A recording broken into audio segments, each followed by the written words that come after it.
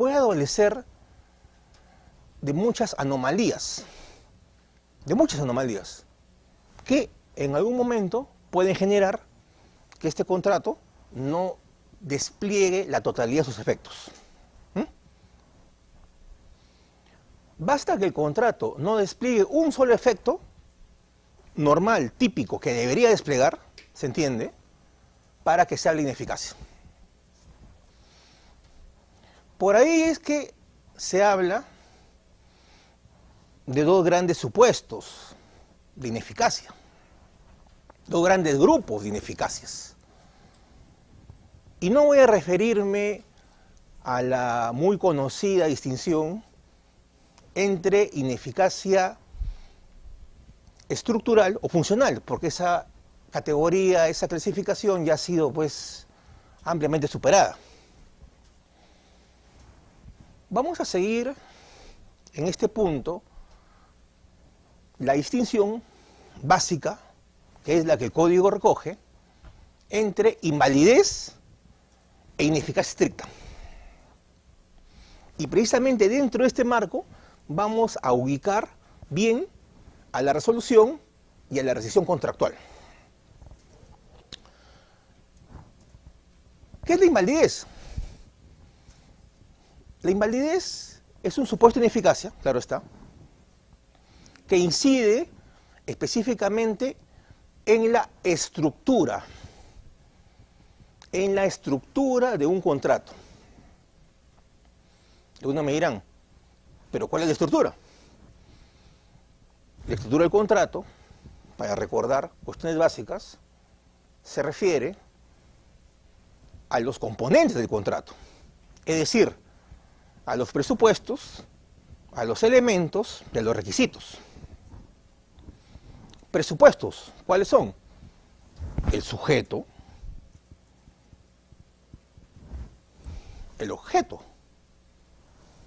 Presupuestos tienen que preexistir al contrato.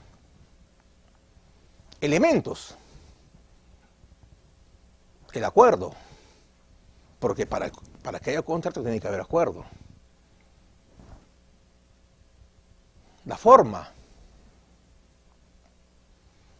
la causa. Ahora, sobre causa se puede hablar 10 horas. Simplemente digamos que la causa dentro de la concepción que se maneja actualmente obedece a una suerte de idea de perfil simétrico. Es decir, hay tanto una causa objetiva como una causa subjetiva. Y pongo un ejemplo para que se entienda. El contrato más común, la compraventa. ¿No? En la compraventa hay una función que es idéntica en todas las compraventas. ¿Cuál es la función de la compraventa? ¿Cuál es la función de todas las compraventas? Es el intercambio, ¿no? Lógico. Pero el asunto no queda en ello. También hay una causa subjetiva, que es el propósito práctico. Por ejemplo, compro esta arma para defenderme. Ya. O sea, hay una función, que es la causa objetiva, que es el intercambio, porque yo estoy pagando por el arma de fuego. Claro, con una licencia que debe estar, ¿no? Pago por el arma de fuego y me dan dicho objeto. Hay un intercambio entre el precio y el bien. Causa objetiva, función. Pero por otro lado, tengo un propósito práctico, que es defenderme. Esa es la causa subjetiva. ¿Ve? En la práctica el concepto se aplica perfectamente. ¿Y para qué sirve? Para algo muy sencillo. Por ejemplo, cuando hablamos de fin ilícito, estamos hablando de un problema de causa, pero no de un problema de causa objetiva. Estamos hablando de un problema de causa subjetiva, es decir, de propósito. Y para que haya un propósito ilícito, un fin ilícito, aquí es necesario, obviamente, que en el acuerdo esté el fin. O sea, que en ambas personas, porque un acuerdo son dos personas o más, que ambas personas, ambos sujetos, tengan una intencionalidad común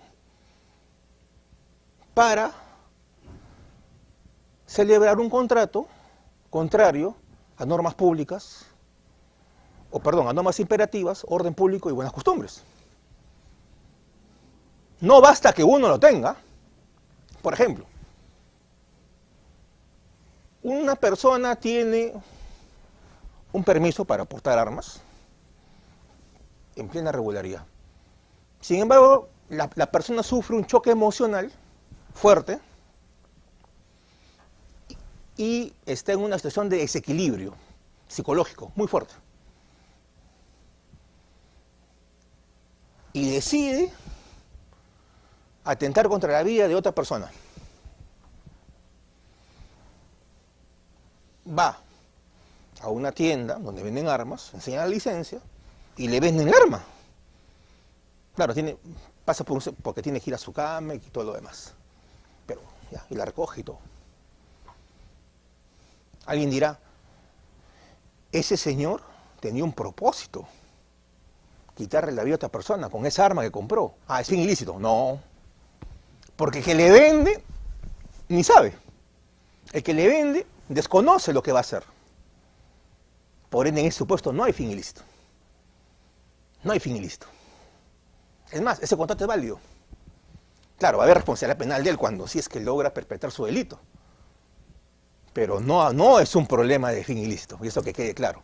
Para que haya fin ilícito, ambas partes del contrato tienen que conocer, tienen que concordar en esa finalidad ilícita. Eso es muy importante. Causa. ¿Y cuáles son los requisitos? Volviendo a la estructura. Lo que me piden, lo que el ordenamiento exige con respecto a los presupuestos o a los elementos. Por ejemplo, cuando el código dice objeto posible, el objeto es un presupuesto, pero la posibilidad del objeto es un requisito. Es la exigencia que yo hago con respecto al objeto, que es un presupuesto. Igual la causa, como habíamos conversado hace un momento, la causa tiene que ser lícita, ¿sí? La licitud es un requisito del elemento causa. Y así, es todo un sistema que puede ser perfectamente plasmado, ordenado y llevado a esquemas mentales para ser aplicados en el código, para ser aplicados en la práctica. No son temas teóricos, doctores. No es un tema teórico solamente. Es un tema que me permite ordenar la realidad y hacer que las decisiones, por ejemplo, jurisdiccionales, tengan un lineamiento, que nos sintamos tranquilos frente a una determinada decisión porque tiene un fundamento lógico, tiene un esquema abstracto que me permite decir, bueno, esto está bien, no me da razón, me equivoqué, pero lo asumo. Eso excluye la arbitrariedad, que es lo peor que puede haber para el derecho. Sigamos.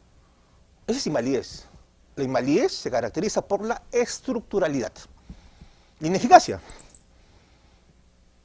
También de ineficacia podemos hablar 6 horas o más.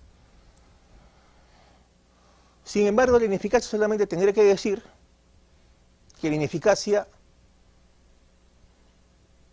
se identifica con todos aquellos supuestos que no afectan la estructura. Que afectan más bien, como su nombre lo dice, los efectos, la dinámica del negocio. Y esta afectación puede ser originaria y sucesiva, ojo.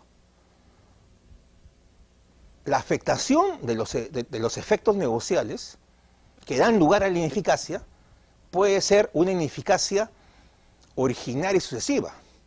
Antes decían, no, la ineficacia sobreviniente, sucesiva, nada más. Mentira. Los ejemplos son clarísimos y están en el código. ¿Qué sucede con la condición suspensiva? ¿Qué sucede con el plazo suspensivo?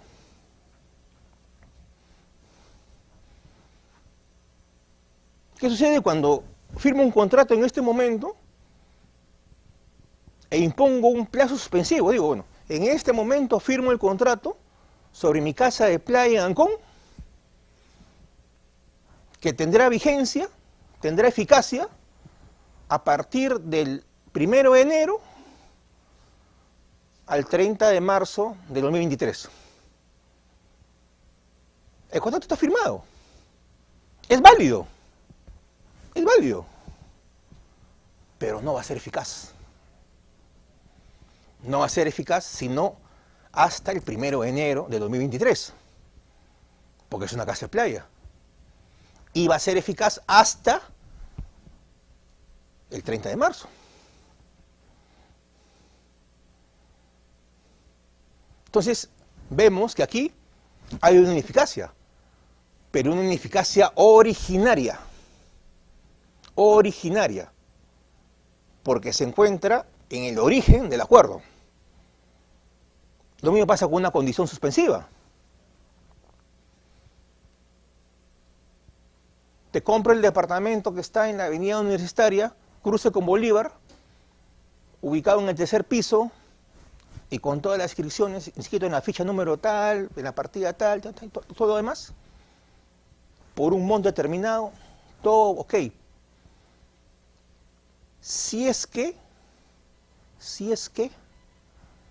mi hijo logra ingresar a la universidad en el examen de Católica en febrero del 2023. Estoy supeditando el interés del efecto, porque tengo interés en que mi hijo ingrese, evidentemente, a la compraventa. Hasta el día del examen de admisión de la Universidad Católica, ese contrato va a ser ineficaz. Y hasta esa fecha recién sabré también si es que esa ineficacia ha sido solamente temporal, porque va a ser así si mi hijo ingresa, o va a ser definitiva, porque cuando no ingresa, todo puede pasar, y el contrato nunca va a ser eficaz, porque no se llega a verificar la condición. Entonces, son dos ejemplos clarísimos, prácticos, de que existe ineficacia originaria. Y también, obviamente, hay ineficacia sobrevenida. Precisamente, cuando hablamos de ineficacia sobrevenida e ineficacia originaria, entramos al análisis de nuestro tema, que es el tema de la rescisión y la resolución.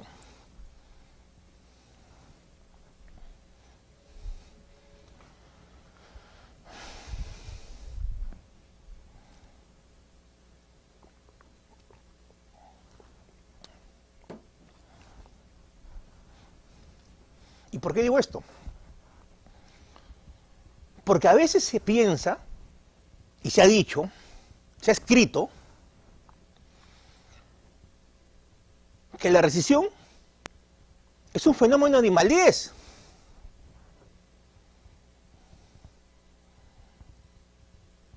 Y no necesariamente es así. Y digo, no necesariamente es así. No digo que no sea así, digo que no necesariamente sea así. Lo que sí es cierto es que la resolución es un fenómeno de ineficacia y sí sobrevenida. Hagamos una suerte de enfoque paralelo, enfoque si se quiere, comparativo entre ambas figuras, para intentar darle un alcance práctico. Y comencemos.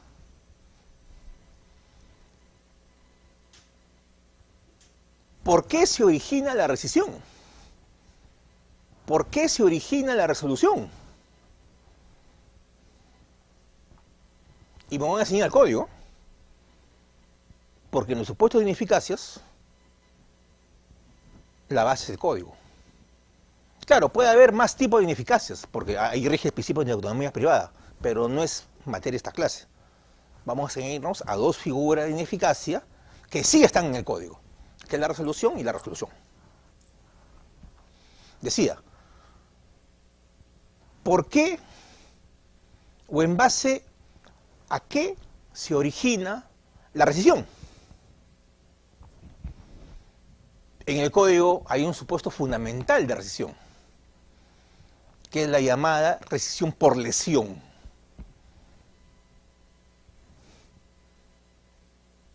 Que da lugar a la llamada también lesión contractual. Rescisión por lesión, lo que se llama lesión contractual. Y que se da cotidianamente. Es lamentable, pero se da cotidianamente.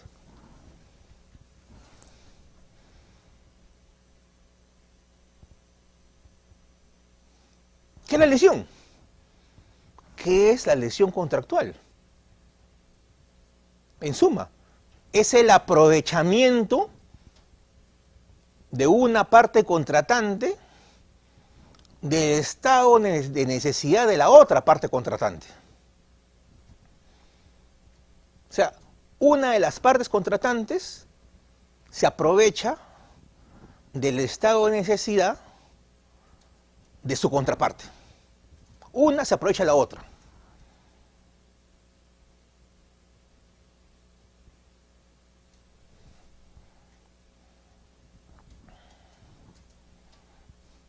Un ejemplo.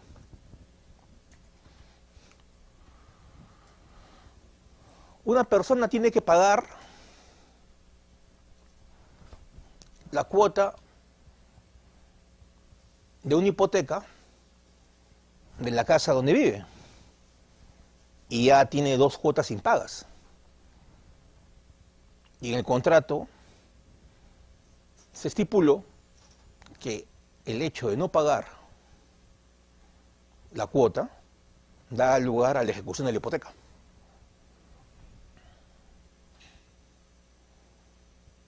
Entonces, si acá vivo, mi familia, esta es mi casa, he tenido problemas económicos por el COVID,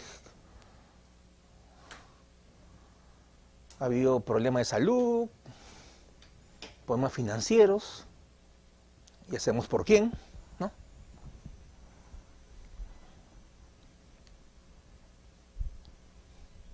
O por quiénes.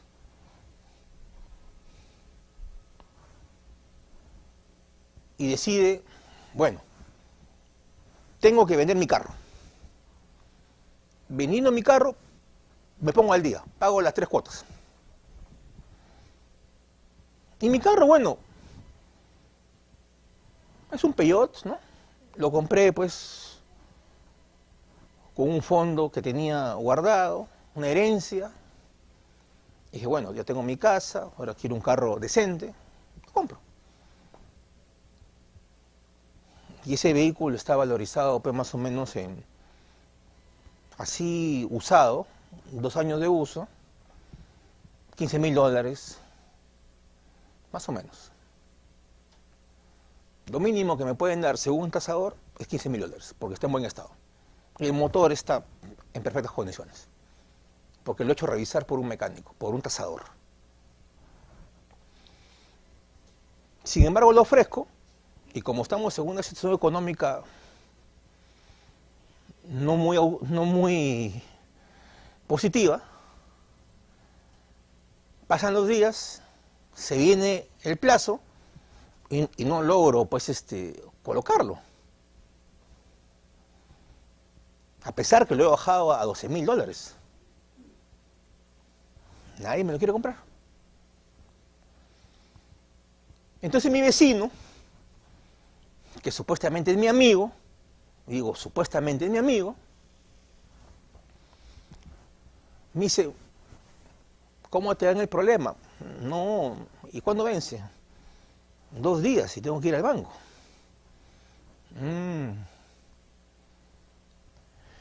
Ya mira, soy tu amigo y te voy a dar $3.000.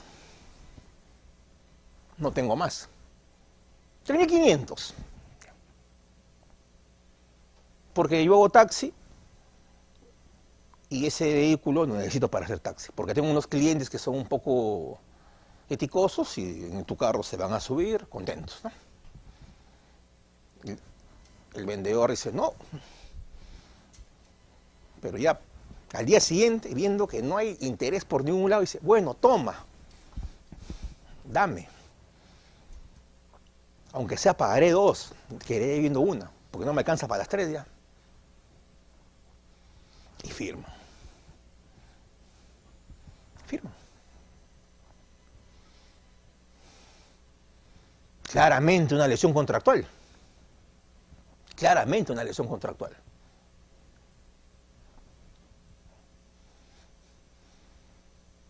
¿Por qué? Porque hay una desproporción, ¿no?, entre lo que cuesta y el precio acordado. Más allá de 2 quintos, como dice el código. Claro, el código puede decir 1/3, 2 quintos, es lo de menos. Pero el código pone un monto, ya, se respeta el monto. Pero lo más importante es el aprovechamiento. Tal vez, si no hubiera sido su vecino, y hubiera sido un tercero, que no lo conoce, y le ofrezca un monto, y no sepa que tiene la hipoteca, no sepa que no lo puede vender, y le ofrece ese monto para ver si se acepta, y el otro acepta por desesperación, no habría lesión, porque no vio aprovechamiento.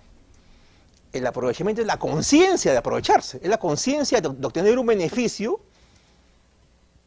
con respecto a una situación de debilidad emocional de otra persona.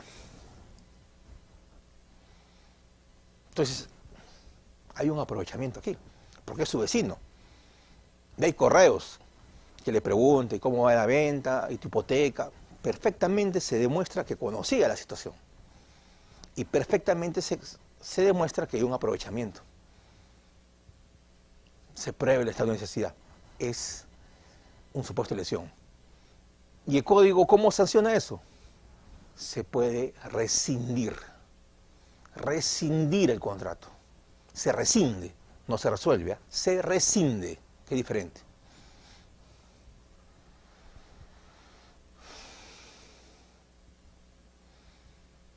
Ese es el principal supuesto de rescisión. Hay otros supuestos también de rescisión. El conocido o la conocida compraventa de bien ajeno. La compraventa de bien ajeno también da lugar a la rescisión.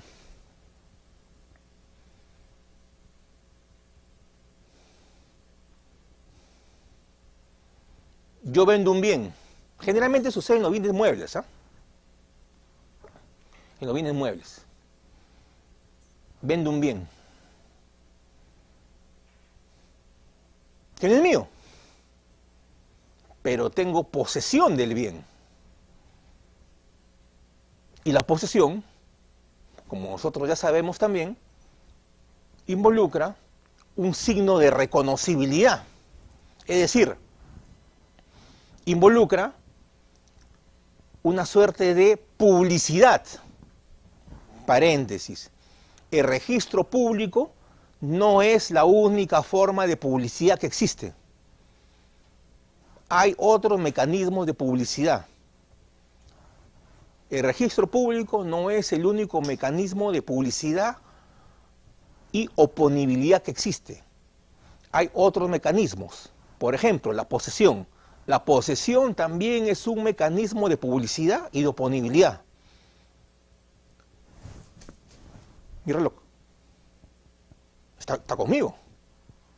Y todos ustedes saben que está conmigo, porque está en mi brazo. Entonces yo estoy publicitando ante ustedes que esto es mío. Y ustedes presumen que es mío. Es algo por el contrario, pero lo presumen.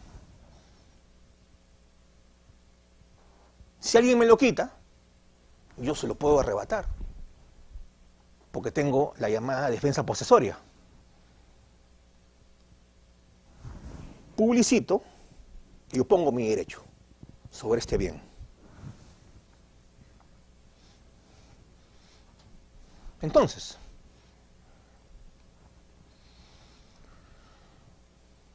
sin embargo, este reloj en verdad no es mío. No es mío. Es de mi suegro.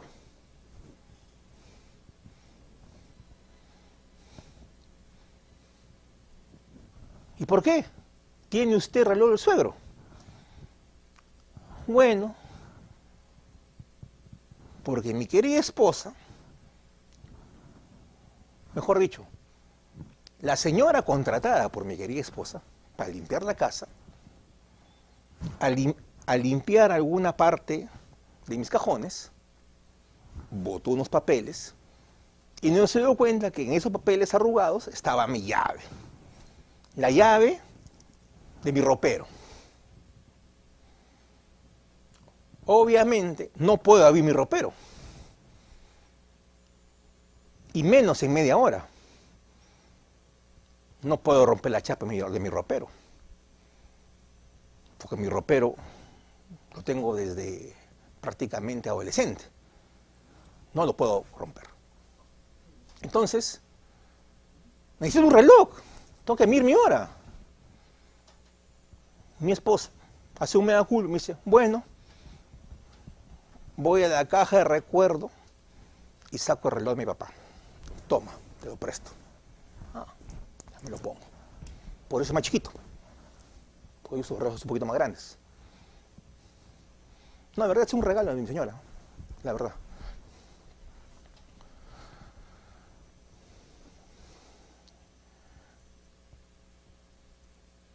Saliendo,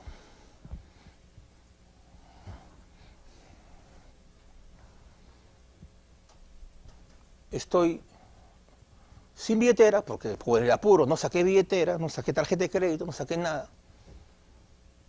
¿No?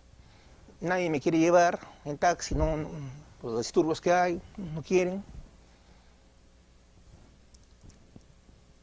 Y un amigo me dice, véndeme reloj. Este reloj viejo, ya te lo vendo. No siendo mío.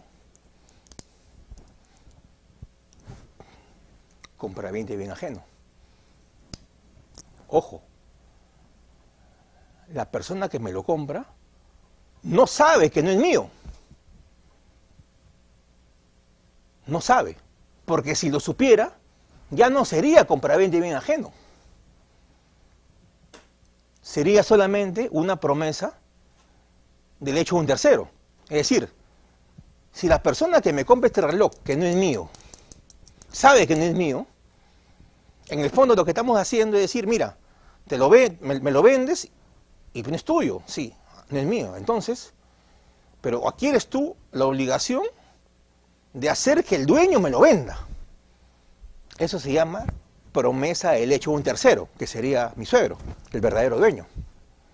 Que es diferente, es otra figura distinta.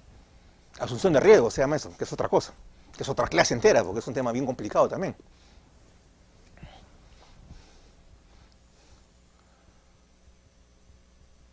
La rescisión por compraventa y bien ajeno tiene como característica fundamental, uno, que el que transfiere no es titular del derecho subjetivo de propiedad sobre el bien. Y segundo, que el comprador desconoce. O sea, el que vende no es propietario. El transferente no es propietario. Corrijo, el transferente no es propietario. El adquirente desconoce que el transferente es propietario. Lo desconoce. Se configura la compraventa de bien ajeno. Y eso es rescindible. Esos son los dos principales supuestos de rescisión. Ojo, ojo. La rescisión opera solamente cuando la ley así lo establece. No es que yo voy a inventar y voy a decir, bueno, en este contrato va a haber rescisión. O me parece que hay rescisión. No. Como los jugadores de fútbol, que a cada rato hasta ahora los sigo escuchando. No me han pagado, me van a rescindir el contrato. Si no lo han pagado, eso no es rescisión. Esa es otra figura. Esa es resolución, que es distinto. Entonces, ya hemos visto qué da origen a la rescisión. En el Código Civil, la lesión contractual y la compraventa de bien ajeno dan origen a la rescisión. ¿Qué da origen a la resolución? Son otros hechos distintos. La resolución tiene origen básicamente en 3 grupos de supuestos. ¿Cuáles son? No se olviden nunca. La excesiva onerosidad.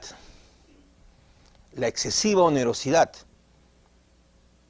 La resolución en el Código Civil se da por excesiva onerosidad. 2. También se da por imposibilidad sobrevenida. También se da por imposibilidad sobrevenida.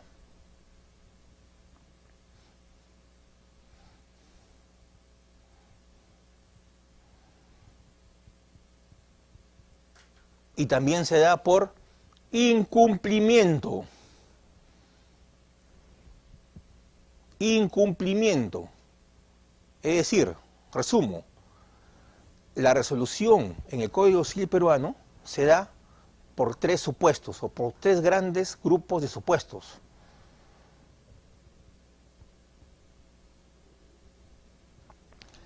La resolución por excesiva onerosidad, la resolución por imposibilidad sobrevenida y la resolución por incumplimiento. Obviamente, si la resolución es enfocada como un supuesto de ineficacia, como vimos al comienzo, no va a haber ningún problema en señalar que también la resolución se puede dar por acuerdo entre las partes. En los contratos, cuando ustedes ejercen, podrán ver que existe la resolución por mutuo disenso, ¿no? Que es autonomía privada, ¿no? Entonces, vemos que las causales son distintas. Son distintas. O sea, los hechos que generan rescisión son bien distintos a los hechos que generan resolución. Por ende, no se pueden confundir. No hay manera de confundirse. En lo que sí uno se puede confundir es tal vez en la ubicación de la rescisión como un supuesto de invalidez, que algunos lo han sostenido. Por ejemplo, mi maestro Lizardo Taboada Córdoba decía que la rescisión es un supuesto de invalidez, del cual yo soy discípulo, pero yo discrepo. Él decía que era invalidez. Y la gran mayoría de autores peruanos que señalan que es un supuesto de ineficacia, la rescisión. Aquí hay graves problemas. porque ni unos ni otros, ni uno ni otros tienen la razón. Claro, los autores peruanos solamente siguen como borregos la línea de lo que decía pues Manuel de la Puente o Vidal, esos grandes profesores, ¿no? Es falso. La recesión no es un supuesto de ineficacia. Y voy a dar una razón teórica, pero también práctica. La rescisión es típica. La rescisión se plantea en un numerus clausus. O sea, la rescisión opera solamente cuando la ley así lo señala. Así como la anulabilidad, cuando la ley lo señala, igualito. La rescisión es aplicable, opera solamente cuando la ley lo señala, cuando expresamente lo dice con todas sus letras. Es rescindible este contrato. Yo no puedo suponer, yo no puedo opinar, ni siquiera un juez en una sentencia podría decir, aquí me parece que es rescisión y aplico. No, no lo puede hacer, porque es típica. Hay tipicidad de por medio. Y ojo, la tipicidad no es un concepto propio de los penalistas, ¿eh? La tipicidad nace en la teoría del tipo negocial. Los penalistas han cogido eso y han hecho su teoría, ¿no? Por el principio de legalidad y todo lo demás, pero es un tema civil. El hecho civil es la madre de todo. Cierro. Entonces, tipicidad. Además, hay autores que sí han visto el tema a profundidad, y no me refiero a autores peruanos. Por ejemplo, recuerdo mucho un libro fundamental, ¿no? Que aunque tiene sus años, sigue teniendo vigencia en los aspectos teóricos, metodológicos. Y me refiero al libro de Francesco Santoro Passarelli, Doctrina Generali del Diritto Civile. Y él claramente dice, la rescisión no es otra cosa que un vicio originario de la causa. Es un vicio originario de la causa.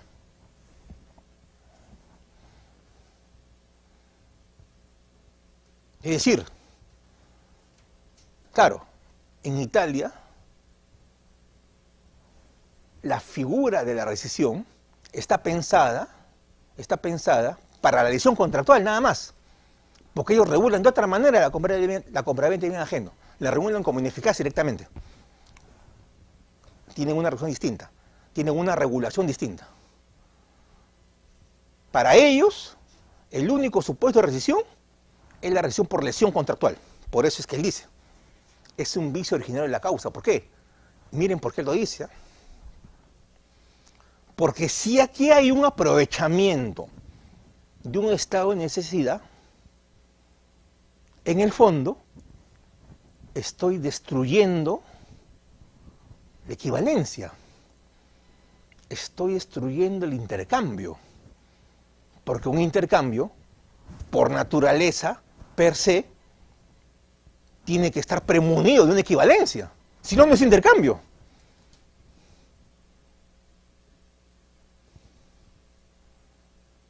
Equivalencia objetiva o subjetiva, lo que tú quieras. Tú puedes vender un celular al precio que quieras.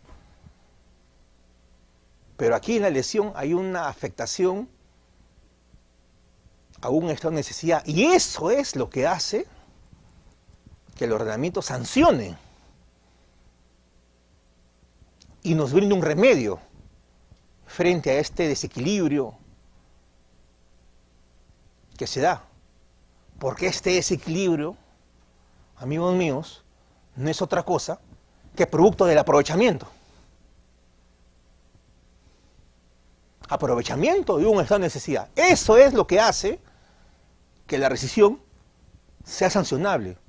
Y eso es lo que hace que nos den un remedio frente a esta operación anómala que se da, esta operación contractual anómala que se da.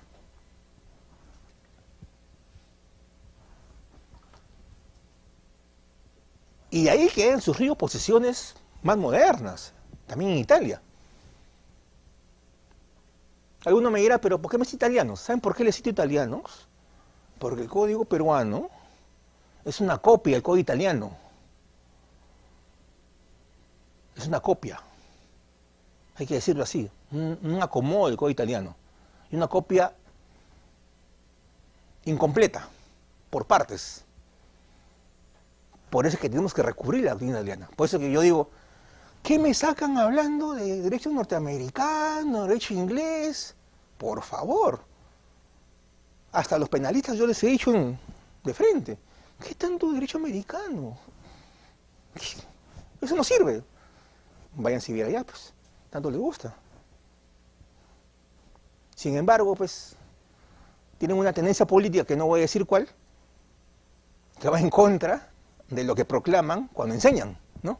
O sea, políticamente dicen algo y enseñan otra cosa. Enseñan otras cosas totalmente diversas, ¿no? ¿Y saben por qué digo esto? Porque nosotros pertenecemos a la familia romano-germánica. El Perú tiene código. La familia jurídica a la que pertenecemos es la familia romano-germánica, y esto es indiscutible. No pertenecemos a la familia anglosajona. Por ende, no debiéramos aplicar esas ideas extrañas. Y sigo. Decía, hay una idea más acerca de la rescisión, a la ubicación de la rescisión. Hay un autor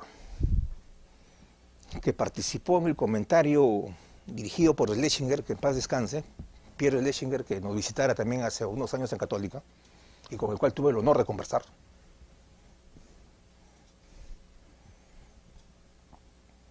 Este autor se llama Brunetto Carpino. Es un libro, pues, dentro de la colección de 80 tomos, que es el comentario de Schlesinger, ¿no? Todo el comentario del Código Civil italiano. ¿Qué dice este autor?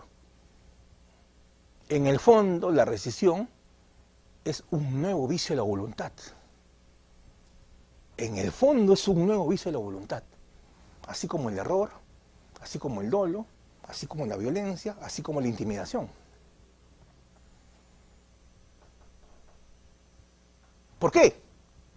Porque miren, en el error, en el dolo, en la violencia y en la intimidación, ¿qué hay?